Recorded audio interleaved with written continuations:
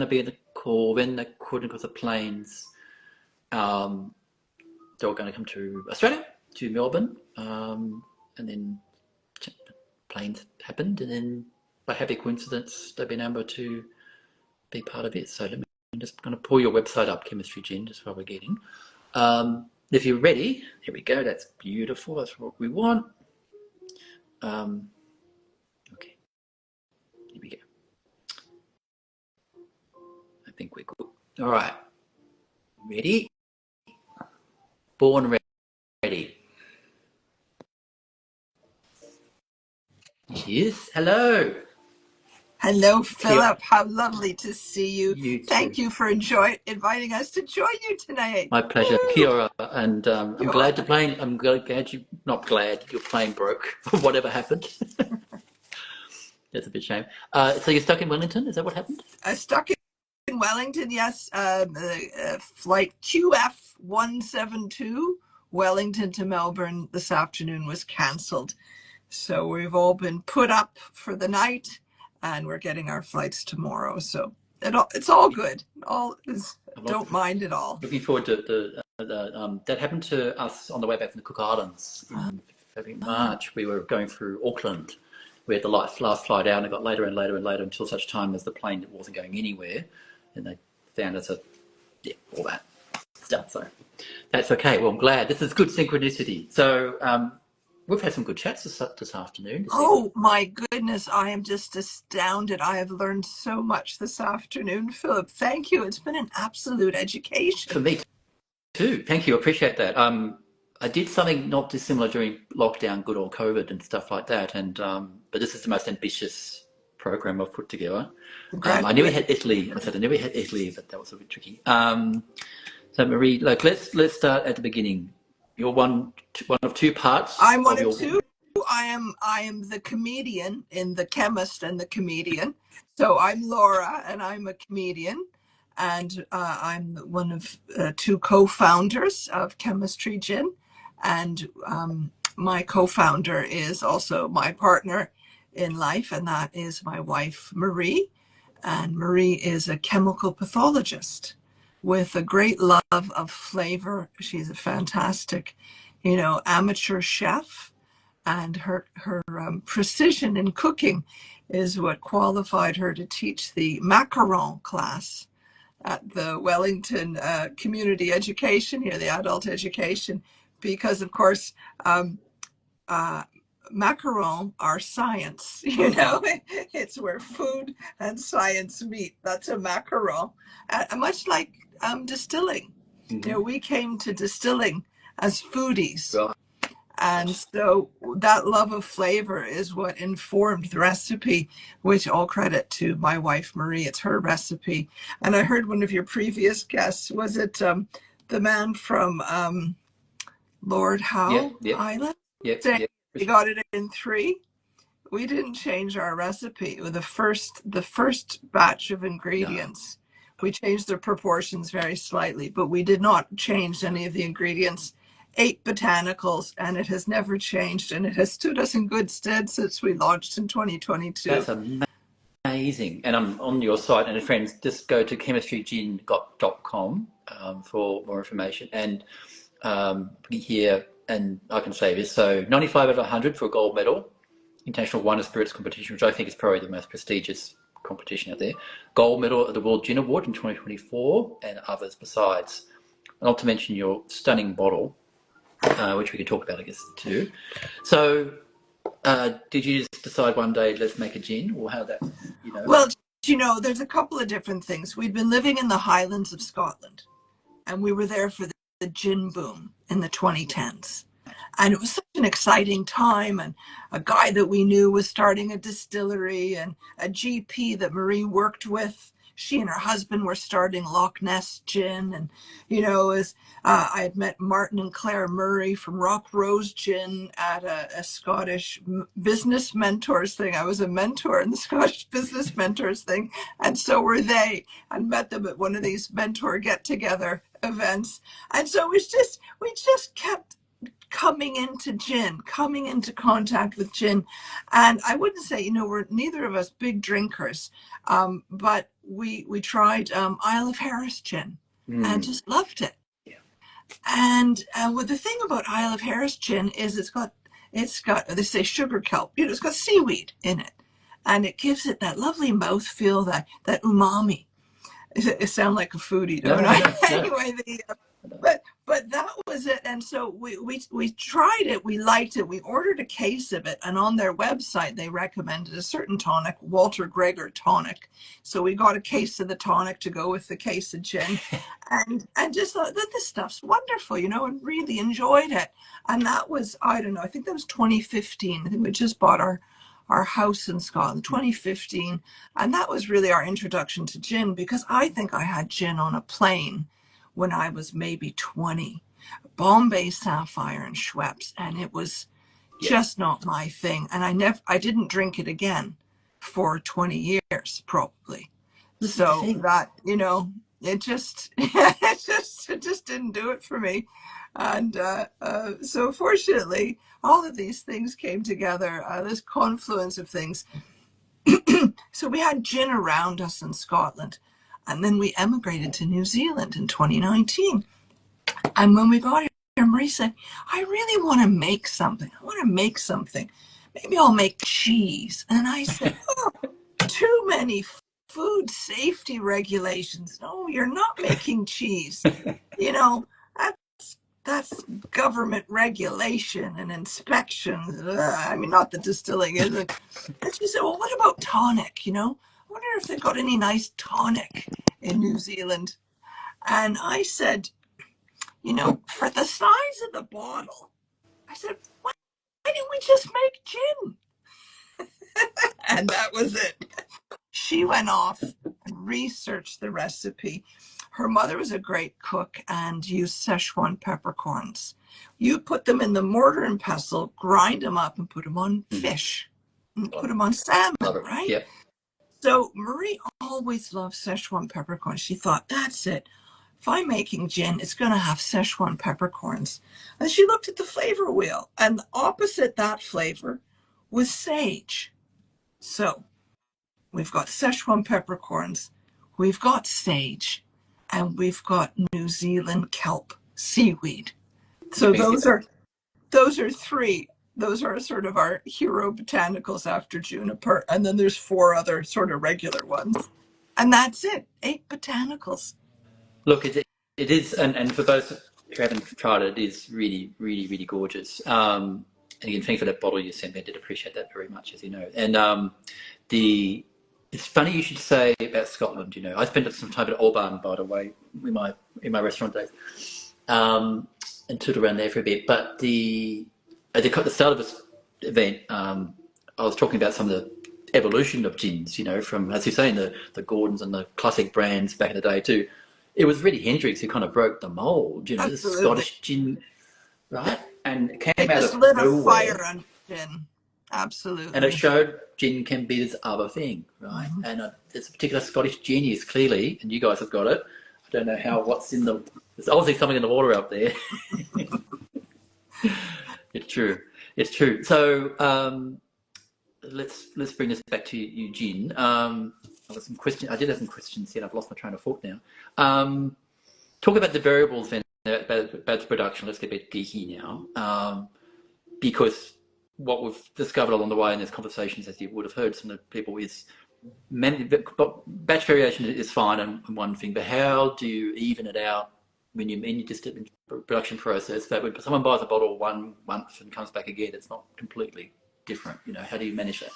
Well, like other amongst your guests, we use a contract distiller, and our recipe was developed with the first person we talked to about gin was Ben Leggett at Roots in Blenheim Elemental Distillers, and he is a contract distiller, and he helped us scale our recipe. So the recipe is really quite precise, and it's just about enough the same. If the ingredients are all gotten at the same time, hopefully they're going to be consistent over the batches. Like one of your previous guests, we make 400 bottles at a time. So it's quite small It's really a kind of a boutique distillery process through our contract distiller. And it saved us. We wanted to make gin, but we didn't want to learn how to distill, to have that be a hurdle. We didn't want to have to build a distillery. We didn't want to have to do all of those things that were not our skill set. So our skill set was flavor. Right. And that's where it went in. And the other thing was the sustainability side. We're the first New Zealand spirit in 100% recycled glass. We've got a glass stopper from Vinilok. We're now doing them in wine bottles. But the idea was that before we did anything, we wanted to find the most sort of low energy input bottle we could find. And so rather than use new glass, Yes. we found in Spain, Estal, who are quite famous now for their wild glass bottles, we found this gorgeous Pharma bottle. And that was the whole idea. That was our starting point, was this bottle. And the designers had to work with this bottle because, frankly, nobody in New Zealand would make a bottle for us. They wouldn't even return our phone calls. Really? So, unfortunately, I think we were ahead of the curve. I think they're coming around to it now. And one of our colleagues, Dunedin Craft Distillers, are using a 70% recycled glass bottle now, which is wonderful. It's great to see. That's an interesting component. Thanks for that, because when I talked to some distillers here, for example, just right over here, and what they're trying to do is lighten the bottle in some way too, but you can only go so far with that when it becomes, not a viable package solution, It has to be robust, but glass is quite robust. And as techniques improve, the science of it also, it starts to work on your side, so you can make it lighter and without losing too much strength. Yeah. So that's really interesting. But yeah, again, stepping outside your brand just for a minute, because I've noticed you've got this really not talking about Ultimate Guide to New Zealand Gin on your website too, and unfortunately I'm missing out on the Spirit Awards this year, but they found someone more fabulous. But that's okay. I want to get over there as soon as I can, because I've been saying at the top of the conversation, I was talking to Island Gin, that across the board, it seems to me, all the New Zealand gins I've had, not saying it because I'm talking to you, is that the base standard of caliber of quality of spirit seems to be good, like good if not excellent, and the handling of botanicals seems to be very sophisticated. Can I put it that way? And the way they're presented and balanced. I've never come across New Zealand gin. I've had quite a few now, and I've gone, what the heck's that, right? What's that about? I think there's a love of place that comes through in New Zealand, and there's a connection to the land. And I think people who are making gin are curious about what's around them and what's available that they can use. Everybody wants their gin to be a little bit different, so you've got the Kawa Kawa, the Horopito, the Manuka honey, all of these kind of, they're from the land, and people are getting the things that are around them. Roots, they use the gorse flowers that grow around them and harvest those. I mean, it's just wonderful. But I think people around the world are doing this, maybe because the things in New Zealand are quite unique, they stand out. But I have to say, one of the keys in our recipe when we created it was that we had to be able to make it anywhere in the world. Oh. We wanted ingredients that didn't only get picked from the canopy of the Amazon rainforest on a full moon in July. Right, of course. So there was the recipe was developed with an eye to resilience and robustness. In fact, there was a kind of lemon that we wanted to use, a native New Zealand lemon called a lemonade, which is a little sweet lemon. And we had never come across them before. We had them, our neighbor had a tree, so that's how we tasted them. We thought, oh, these are great. And then talking to the distiller, you find out there was a window of about 3 or 4 weeks where you can get them. and then you're snookered, you know, any other time of the year, you're not going to be able to get them. So we really planned for that kind of a fail-safe recipe. And because we're from different corners of the globe, I'm Canadian, my co-founder's South African, we were living in New Zealand. We thought, well, you know, this is great. We've got this plan for the gin, but what if we move? You know, we want a gin that's portable, not one that relies on Horopito Love flowers. it. So there was that kind of thinking that went into it as well. So unlike most New Zealand distillers, we haven't got any unusual native botanicals in ours. We've just got the New Zealand seaweed. That's so clever. That's so clever. I love that. That makes perfect sense. Oh, Yeah. thank No, you, no, Philip. because how to put this? You can use the word sustainability in all sorts of different ways, and one of them is business sustainability, right? And so by putting that architecture in place, can I put it that way? That you can do exactly that. You know, you're not boxed into, as you say, like I know a whole bunch of distillers, and they might want a certain native pepperberry, but that's only that mountain at that time, which is great when you can get it. But when you can't, it's not so great. Well, you mentioned Philip Moore just before we Mm. came on air, Mm. Distillery Botanica. And when we were thinking about gin, we actually heard a podcast with him. Right. I think it was on Drinks Adventures. And he talked about all of the different botanicals that people could put in. And he said, you know, unfortunately, the Australian ones, they're New World botanicals. And some of them can be quite harsh. And he used the joke about if you want to put in an Australian botanical, he says you whisper its name into the still.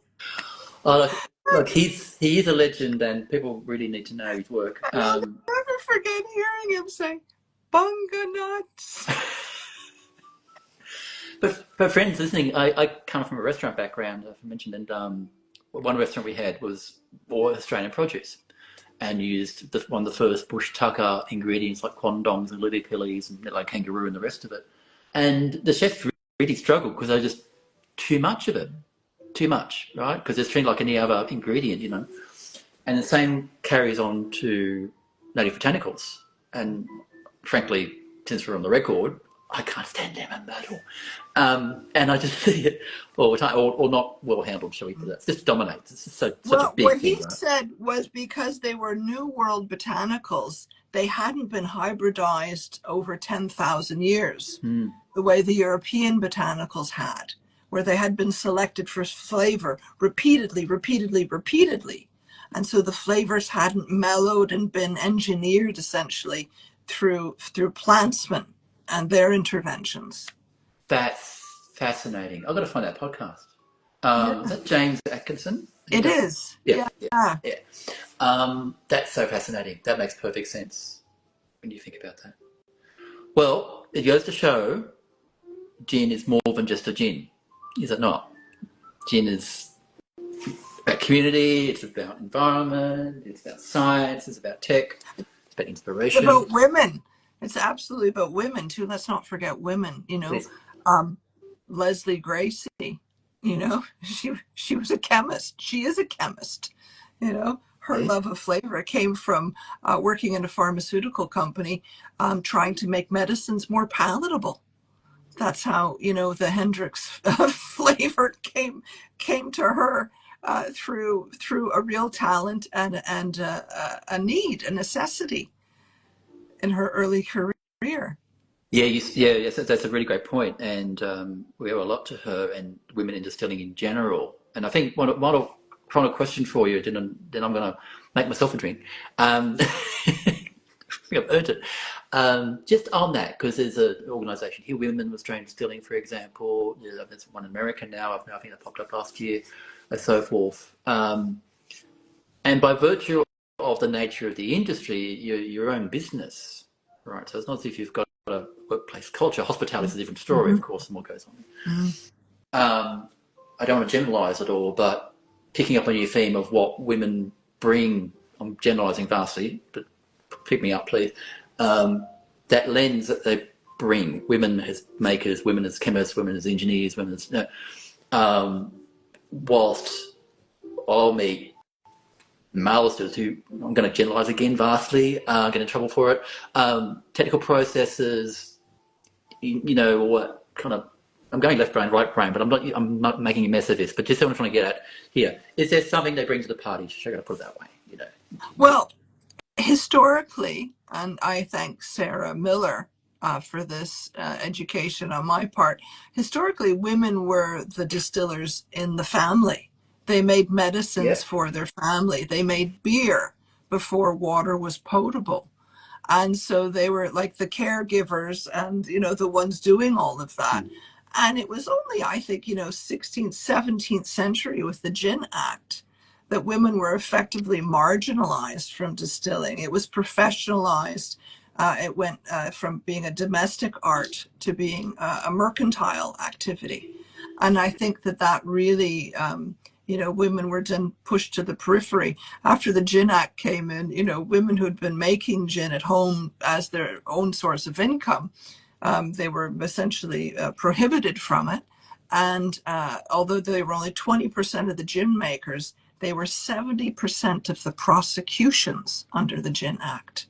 So it really looked like it was a punitive way Wow. of getting women the hell out of gin.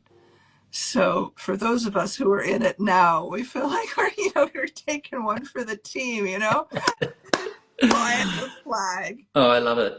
That's a perfect note to finish on. Thank you. I'm so glad you could stick around for our chat.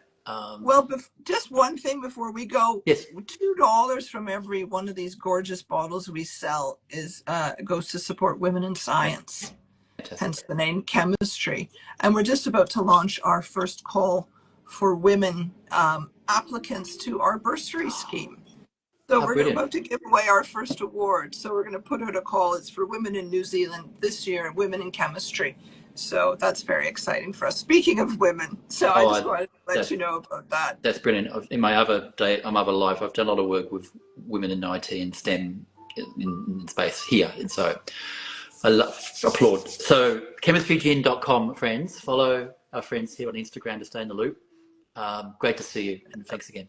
Pleasure. Thank you, and congratulations on your World Gin Day festivities. It's been fabulous. Well done, you, Philip. Thank you. Much appreciated. Safe travels. Enjoy Australia. Thank you. Bye-bye. Bye-bye.